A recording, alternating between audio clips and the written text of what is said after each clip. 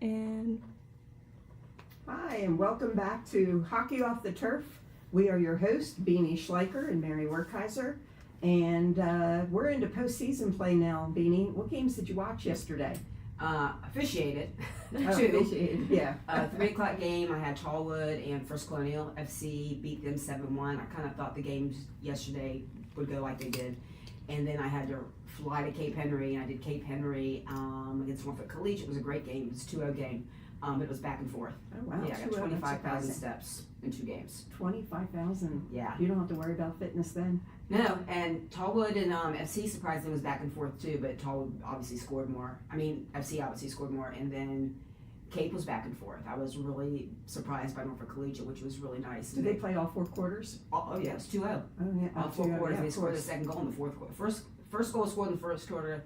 The other one was scored in the fourth quarter. Oh, wow. But then the other scores, I guess we can talk about when we do the top 10, but that's all I've seen. I think today's games will be rainy, wet, but really good. I'm really interested to see how Yeah. they go. Hickory's playing Cox at 4 here, Oh, good game. and then Great Bridge's playing First Colonial here at 5:30, right after that on Field 1. Are you going to be here for those games? No, I'll be at Academy doing commentary again. I watched the Academy play Hampton Roads Academy yesterday, and it was a 9-0 game. But it took a while for Academy to get going. But they play Walsingham today for the semifinals. Yep, I'll be at that game officiating. So, And then I I'm wish I actually was running over here. here to see the second game, Hickory, and What time is that game? 5:30. 5:30? Oh, I might be able to, providing weather. What time's the NA game? 4:30? 4:30. So it's tight. Maybe I'll see the second half. Yeah. Yeah. But so it was a good week of public school and private schools getting into their championship mode. And this week we have a special guest with us, Marlene Lichty, who is a local player, local coach. She can cover a multitude of topics for us concerning the 757. And she graduated from Western Branch High School back in 2010. She was a member of Beach Premier and played with Beach Premier for many years. I remember her playing with my daughter. And then went on to play college field hockey at CNU, where she graduated in 2014. Graduated with a degree in computer engineering. Upon graduation, she got right into coaching at her alma mater, where she has been ever since. And congratulations, CNU is currently number 1 in the nation. That's pretty impressive, D3. we're very excited about that, but we're trying to stay focused on one game at a time, and that's what we've been doing all season. That's awesome. Have you guys, has CNU ever won an NCAA title? CNU Field hockey. field hockey has not. We had a couple other sports do it in the past year, so we're hoping that we can follow that That'd be trade. awesome. You guys have done really well. It's a nice program over there at CNU. Mm-hmm. And Carrie's been there for how many years? 20 plus, 20 20 years, plus? yeah. And you've been there for 10? 10 years now, yeah. I can't believe that. And I think that helps with consistency in coaching. When you have the coaches, I mean, because I look at the longevity of your success, my success, it's been because we've been there for so long. Right, yeah, I agree. Carrie's done and you, but she's just done a great job in recruiting. You've done, I mean, everywhere I go, very few times where I see a D3 coach, they're always there. Yeah. They're always there recruiting. And I can remember the years where Virginia Wesleyan, back when you were in high school, Virginia Wesleyan was on the top of the food chain. They were top of D3. And they were getting, they were, Field hockey? Yes. yeah. Okay. Guy was coaching there. And they were the top division. They were like 1 or 2 in the nation. But they were getting all the local players. But now Really? the local good players are going to CNU, which is nice to see. Yeah, how long ago was that? That Virginia Wesleyan was that good? Early 2000s. Okay, because I know when Riley was there, she did turn that program around She a little did. bit. Yes. She actually Yes. reached out to me yesterday. They were going to come down. She was asking if there were any high school games that were going on that she could come watch. Her boyfriend is the coach at Wesleyan as well. I think he coaches guys soccer. Okay. And then she was over there. How long is she there? 3 years? 3 years, I Yeah, want she to did say. a great job. Yeah, she did. She really turned did that turn that program program around. And then she left, and now she's at Connecticut College. Mhm. Is that right? Yeah. And everywhere I go, I see her recruiting. Yeah, Like, I mean, you have to do it. you have to. Gotta make yourself. Yeah. So let's get back to you, Marlene. Mm-hmm. So, first question for you. What are you most proud of concerning your field hockey career? I took notes, so bear with me as I look at them. Engineering major, so I have to take notes because speaking is sometimes not my forte. For my college career, it's definitely making it to the Final Four my senior year. I mean, that was just to end on that and make it that far, and it was actually here. The Final Four was on this turf, which is Really? where I started my career, and then I ended my career here. Oh, that's pretty That was impressive. the Yeah. year they hosted all 3 divisions at ODU for the finals. So all 3 divisions were together, and it was just to be a part of that. My senior year, to be on this turf was really incredible. So is it 2013 then? That That all 3 divisions were together. how For do the they don't do first that time. anymore? They did it like twice, and then they didn't do it again, and I loved it. Yeah, they used to do it. It used to be a rotation, Yeah. and they don't. COVID. I'll blame COVID. Yeah.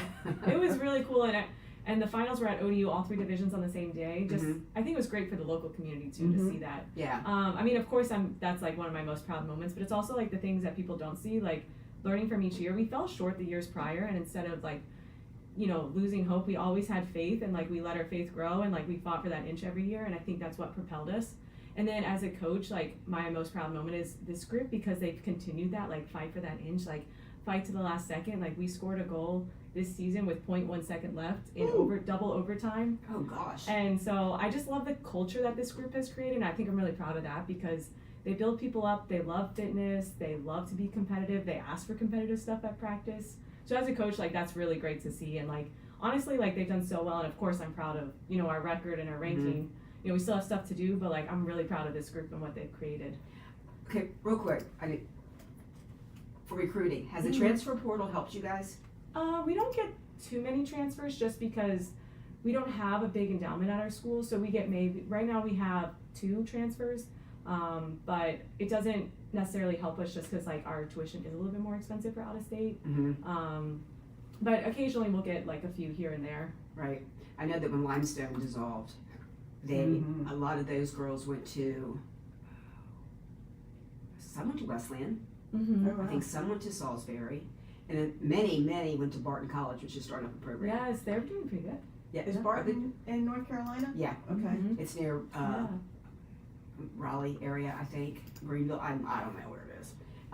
But I know the coach there. She played at Maryland, Colleen. And I think they're winless this season, but That you takes know, I you time. think they're, but Yeah. it's been close to scores and stuff. Yeah, yeah, but yeah. we have the transfer we have was the one that carried the ball all the way down the field for us to score with 0.1 second, was our transfer kid. She went to Queens. And okay. then her freshman year, and then transferred to us. She's Oh, from wow. New York. We normally don't get kids from New York. Oh, you know what? Yeah. I think I read that on your website. Who did you beat? Was it Salisbury? It was Salisbury. That was I exactly. actually said Tara, for her daughter Reagan plays there, and she actually showed me the picture, and Reagan was the defender. I know, she was so close to Tara. Reagan did such a good job. She Mhm. played really well, and I mean it was such a competitive game. Reagan almost got it. It was like maybe an inch from getting it. Yeah, Oh. she put the video on social media, and I saw it. That you guys won. It was. I mean, she's doing a great job there. She's starting defense Yeah, for them, she plays loves all it. the time. But it was such a good game, like Yeah. a competitive game, which I love. Like. Well, and she transferred from a D1 school. Yep. Yeah, she Liberty, right? Yes. Yeah. Okay. What advice would you give to local girls here interested in playing college field hockey? I think the biggest thing is sometimes like, especially because kids play so much, sometimes they can get a little burnt out. I think just remembering like why you play and like keep that joy of playing so that you can continue to learn.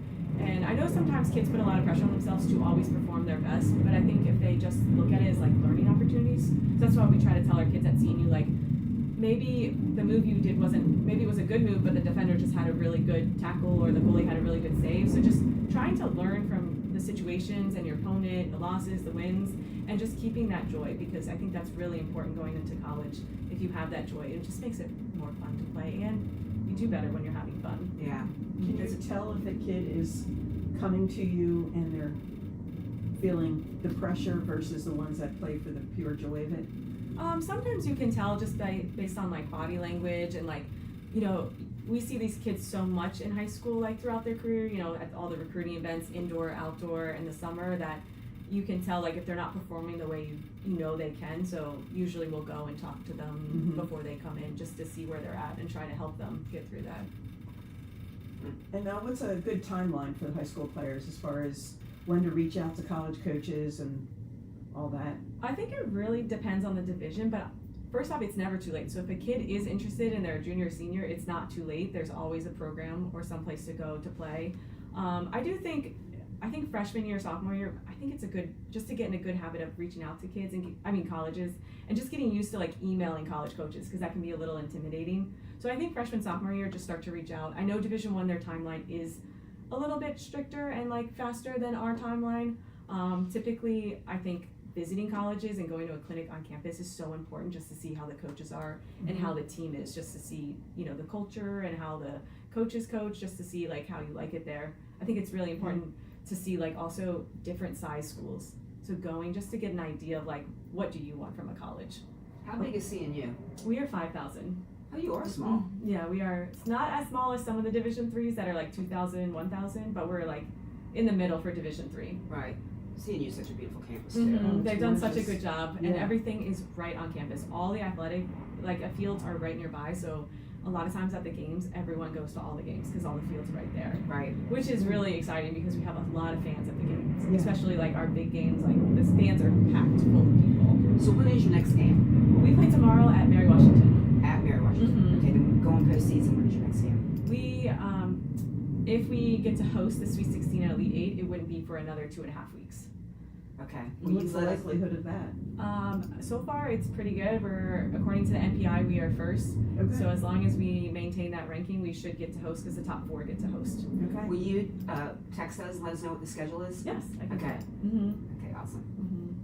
And academics. I mean, kids go to play field hockey, but they're there for academics. How do you handle the balance, and how do you help the kids? Because it's very different from high school. I think that's a great question, because it is sometimes overwhelming with, you know, we travel quite a bit, and it can be overwhelming for a freshman. I think the biggest thing is you need to reach out to professors, go to office hours, and get a tutor early. Don't wait. Sometimes kids wait until halfway through the semester, and it's sometimes a little too late. So go early to office hours, get a tutor. Also picking a major that works with you. Like if you're having some trouble in some classes, maybe reconsidering what major, just so it's a little bit easier with your schedule. But I think just reaching out for help. We're lucky that we have actually athletic academic mentors at CNU. Is So- it for athletes? It's just for athletes. It's separate from their academic advisor. And these people, our person's name is Jenny. She's so nice, and they help them structure their schedule, figure out study habits. They also are like a liaison between professors and the athletes to kind of help them if they're struggling to reach out. Yeah. A lot. I know D1 has it, but some D3s are getting those. Well, that's good. Mm-hmm. Yeah, that is nice. They do need that. Gray is going to Virginia West League for lacrosse and Oh. meeting with that coach. They Mhm. also do that, Yes. which is, and I mean, he needs it. I think it's so important helpful. for the kids to realize, so many kids used to see going to a tutor was a sign of weakness. Yeah. But it, not at all. Like, I think of the kids that I've coached in the past, they all had tutors Yeah. just to get that academic. I know the edge. freshman, when Haley was at Duke, all she did was study, but Mhm. they had mandatory study hall in the K building, Coach Yeah. K building. And they had a designated area, like I don't know how many hours a week it was, but then if you fell under, like if you were upperclassmen, if you fell under a certain GPA, which might be like this for you as well, you then had to go back, Mm-hmm. even if you were a senior.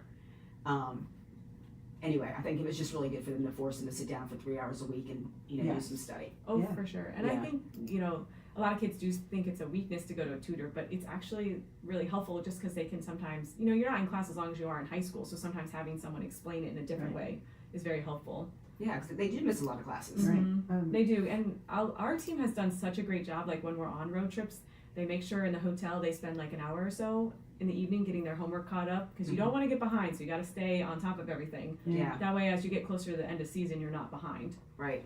I can remember bus trips for Casey, my daughter who played at Limestone. They would be playing in New York on a Sunday, take a 14-hour bus trip back to Limestone, get in at like 5 a.m. and you had to be in class at 8 a.m. class. Yeah, that's And tough. That is tough, but I was like, oh, I never had to do that in college. Did you? We had a few long ones, but not that long. Oof, that was rough. That's a long one. So when you're out there recruiting, what are you looking for in a high school player? Besides field hockey talent, we look at speed and agility just because back, I don't know, when did we switch to quarters? A couple years ago? Maybe I think Yeah. too. Yeah, it's changed into such a faster paced game. So definitely speed and agility, but also what the players do off ball. So off ball movement, do they stay involved with the play? You know, say they turn over the ball, are they still trying to make an effort to help out? Mm-hmm. I think that's really important. Also behavior, how do they act towards their coaches, the players, the other teammates, and then the umpires. Do they support their teammates? Are they encouraging? So I think that's really important too, because like we want to keep our culture and we want to keep building people up. So that's. Quick question about officiating. How do you feel about when players have their hands up in the air? I think sometimes it can be too much. So sometimes it takes away from their play, and then if they let it get to them, then it kind of derails them. Well, one girl did it, and I can't remember. I do remember, but a school, a girl did it, and I'm like, you put your hand up doesn't make me see a foot. Right. Yeah, so But if I see it, I'm gonna call it. I don't know which umpire is a local umpire. They said if your hand's in the air, then you're not playing the ball. So I think I know who it was because she said it to me before. Yeah, so we've all been there. I mean, I've gotten frustrated too. You want to put your hand in the air, but you have to remember, like, the umpires can't see everything, and if you're not playing the ball, there is no foul. So you just got to stay focused on what's happening and just keep going. That's funny. I don't know how you were, but when I was coaching, I would not let my girls put their hands up in the air. And when Haley went to Duke, she was the only girl on that team that did not do it. Mm-hmm. Like, it just It's became, such a sign to me, because I never did in high school, and again, that was back in the 70s. But it was such a sign of disrespect if you did not, if you would do something like that or even talk back. Actually, the girls in that age don't do it, nor do they talk back. No, they're for the most part. I mean, we've had some spicy players in the past, but for the most part, they're pretty good. Yeah. And I think it's just yes, we've all been there, we've all gotten frustrated, but just building good habits of not making it like a consistent thing that they do. Yeah. I also think too at the international level, like watching the Olympics, a lot of people do it. Oh, and I wonder if it's like trickling down. Yes. So, but the trickle down effect. just remembering to stay focused on that one play and not let it derail you. Right. That's a good. And it can. It can. Yes, we've all been there. Well, good luck in postseason. Yes. Thank you for joining us. Yeah. All right, Of we're course, going to thank move you. on. Huh? I said thank you for having me. We're going to move on to our Chick Prom Player of the Week. Today is Tuesday, so we have two. One from last week, Kelsey Manugo from Princess Anne High School, center midfielder. Are we putting our picture up? We sure are. Heading to Mary, Washington next year to play. Look out for her. She's pretty good.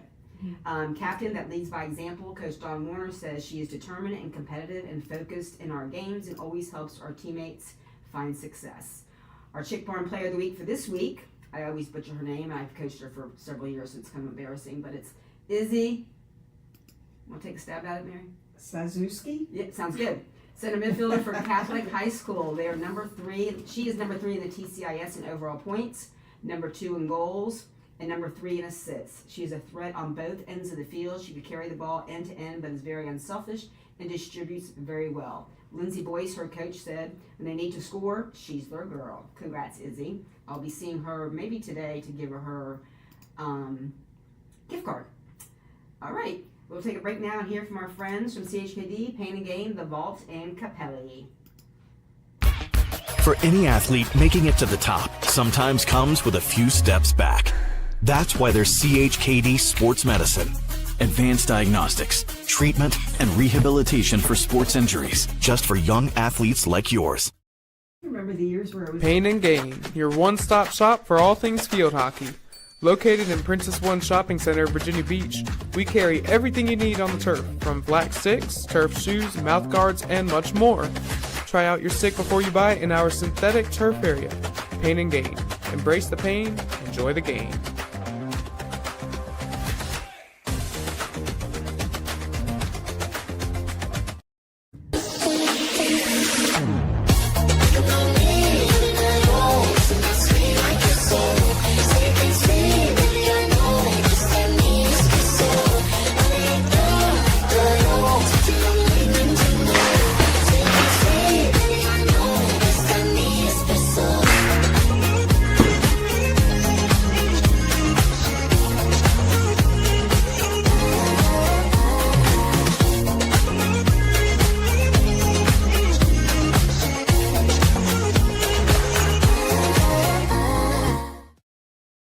Authentic Italian cuisine can be found in just one place in Hampton Roads, Il Giardino Ristorante in Virginia Beach. Il Giardino offers veal, seafood, chicken, pasta, vegetarian, and pizza creations. Add the sounds of the piano bar and lounge, and it's no wonder Il Giardino is such a popular local spot. Open daily at 5 p.m.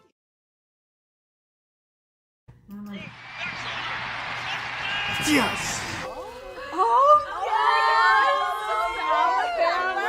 Oh, here we go. Here we go. Boom. Wait. First down. Let's go. Charge!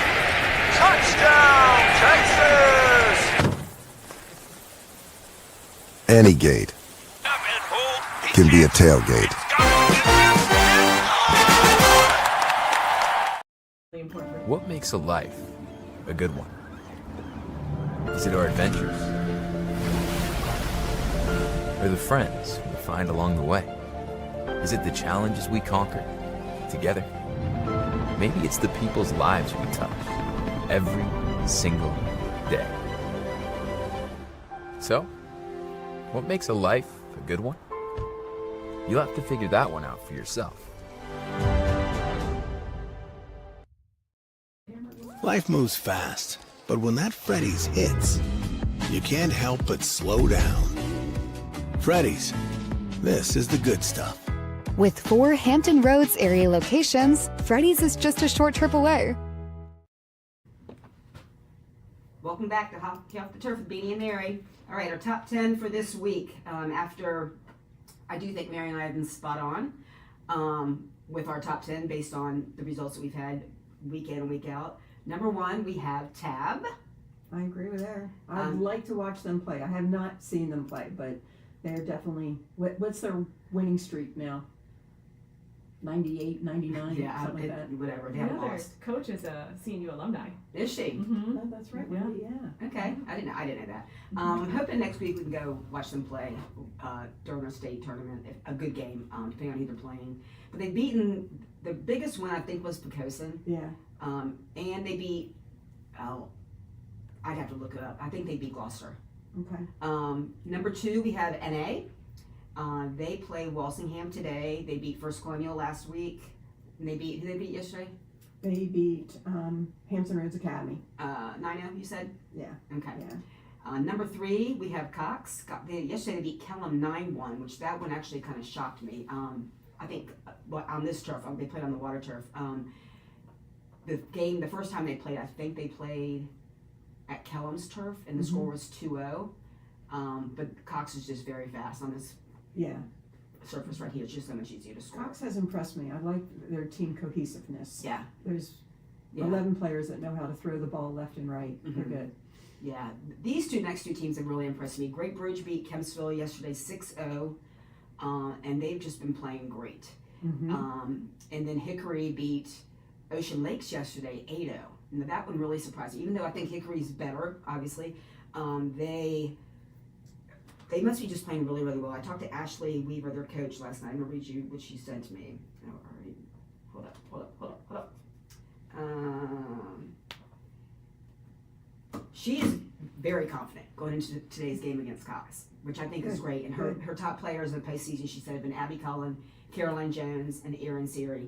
Abby and Caroline are 9th and 10th graders. Oh, wow. Good for the future. And Erin is a senior. They do have 12 seniors, but I think her best players are her underclassmen. Okay. So they're going to be interesting. Did they play Cox already? No. No, that was Great Bridge that played. Great Bridge played them, and they lost in double overtime? Yeah, Okay. that was a good game. Yeah. She says their team consistently puts faith over fear, and they trust in their teammates. We have incredible leaders on the field and on the bench. And then the standouts for the postseason have been the 3 girls who I just said. Yeah. So she's very, very confident. She plays for the Rockfish, and she came out Sunday, and she said they've just been practicing really hard. I think they're feeling it a little bit. They haven't had, I must say ever, this kind of success. Right. Where they could beat Cox. Yeah. They could upset them. Good. And then number 5, we have Nansen River. They're 5B, so all of their games are played over at Nansen River, and the teams they just won 13-0. Oh, wow. Yesterday they played, I don't know, I can't remember who they played, but they beat New Kent, I don't know who they played. But that conference isn't near as strong. I think the 2 strongest teams are them and Maury to come out of there. Number 7, Pocosin. They played New Kent. They beat New Kent 7-0 yesterday. Number 8, Gloucester. They play Jamestown tonight. I'm not sure if I think this is their first game of their postseason. And number 9, we have Catholic. They play Cape Henry tonight. Okay. That's a good game. I really wish I could see that game. I'm going to try to run over there real quick though to give Izzy her award. And then number 7, we have FC, who beat Tallwood yesterday 7-1. Yeah, FC gave Academy a run for their money on Friday with a 2-1 loss. And I was pretty impressed with FC. But, that could have been a strange game, but yeah, they're improving. Yesterday their goalie is so incredibly good. Yeah, Addie was the reason it could have been 7-8-1. Yeah, they and the Tallwood game that I did yesterday, I actually officiated that game. The game was, I mean, I do think, I wish I could see the stats, that Tallwood probably had as many shots on goal as FC. Maybe not quite as many, but the score was 7-1. Like, that just stops everything. Yeah. Yeah, so good for them. So our senior all-star game, I've already sent the all-star list out to the coaches with a waiver. So if you're going to be on that, you can either email me your waiver or print it out, whatever, bring it to me that night. Check in with me at 5:30. I will give you your penny. If you're on the blue team, wear black socks. If you're on the white team, wear white socks. So it should be exciting. We have Scotty Tyson and Kara Gavin, who are going to be officiating that game, and Yogi Booth, and who didn't want to, but she is. She's coaching. Oh, good. And Teresa Platt is coaching the other team. So this should be a lot of fun. So it's going to be $10 to get in, $7 for students. It should be excellent. Hopefully the weather will be not like it is today and nice. So look to have you there. Thank you so much.